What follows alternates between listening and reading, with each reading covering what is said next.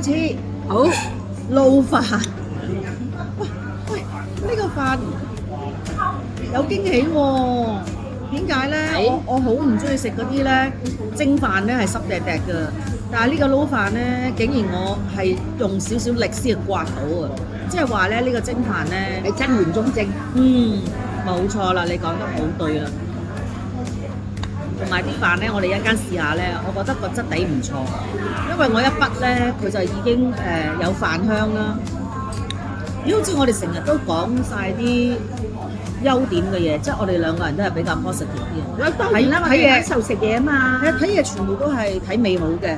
我哋依家唔係製造劣評啊嘛，我哋係香港地有好嘅嘢係係有口感嘅嘢。香港地，如果真係發覺有唔同嘅講出嚟，但係唔係等於劣評咯。我哋都唔係製造負能量，我哋係製造正能量啊嘛。如果唔好嘅，我哋都唔會介紹啦，直頭唔會出現呢條片添啦。亦都唔應該唔唱人哋，我哋都唔係做呢樣嘢。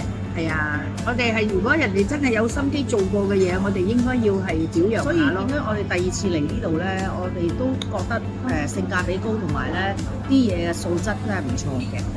咁講埋個環境啦，呢度唔係淨係大廳咯，原來佢仲有，我今日先見到原來有後邊咧全部都係嗰啲即係房嚟嘅，即係譬如話3、5知己啊，或者係一圍啊咁樣，你就可以揀入。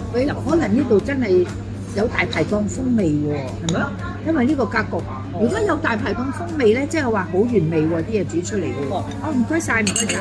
阿楊你筆記唔錯㗎，一路講。係啊，因為咧 OK 喎，我哋揾一晚真係嚟試晚飯喎。如果佢有個晚飯優惠，因為佢話2週年喎。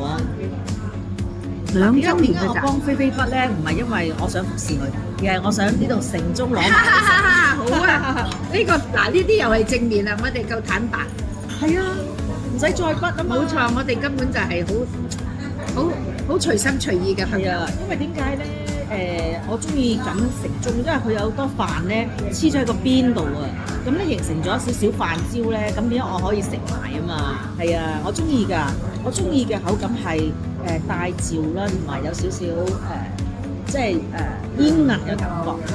好啦，食飯。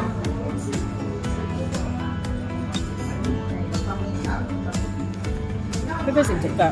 唔食啦，你食啊！我盡量都唔咬咁多嘢住。哦，咁排骨我食到，我喺側邊咬。哇！我仲諗住排骨唔預你添。你唔好唔預我啊！我預啲冇骨嘅俾你。唔使，我慢慢咬到。我呢兩嚿俾你。要解釋下咩？我以為我冇牙。